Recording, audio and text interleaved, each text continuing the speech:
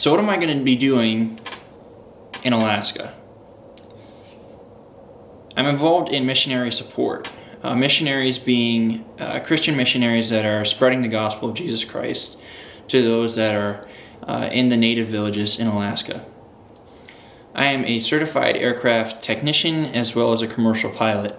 So a lot of my work is going to be involved in the aviation side of things, whether that is inspections, repairs, avionics installs, just general maintenance, lubrication, that type of stuff. That's going to be my focus on the maintenance side of aviation. When it comes to flying, I will be doing return to service flights after aircraft maintenance. That's the flight that we go and we make sure that the airplane is operating well, that it's developing good power, that it's idling well, just that type of stuff that we need to make sure that aircraft is running well before it's returned to the missionaries who are out in the field.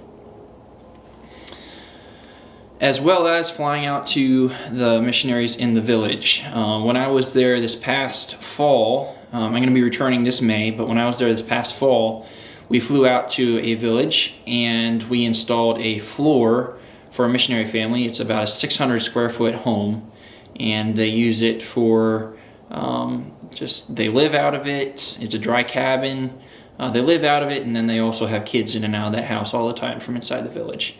And so I'll be flying out to those villages to help the missionaries maintain their homes with building projects, help them with their ministry to support them, as well as housing and logistical support. Missionaries will come up from the Soldotna, Anchorage area in Alaska, and they will come up to the Fairbanks area, and we have a housing facility there for them to stay in until they can get a flight out to the village. They'll come to that housing facility. A lot of times their belongings will come in on a flight into Fairbanks. We will pick that up, and then we'll get it all packaged up so it can be flown out to the village. Sometimes we'll put it in an airplane and fly it out to them, or we'll get it on a commercial flight out to them as well. And that's part of the logistical support. Housing, getting those people settled in, making sure that house is maintained well, so that way when they get there, the power's on, the faucets run, just that type of stuff. And also we want it to be very comfortable for them, because when they go out into the mission field, it's a lot of work. It's a lot of work going out into the village. So we want them to be comfortable there. That's mostly what I'm going to be doing. On my off time, I am planning to be pretty focused on reaching out to the young people of the community.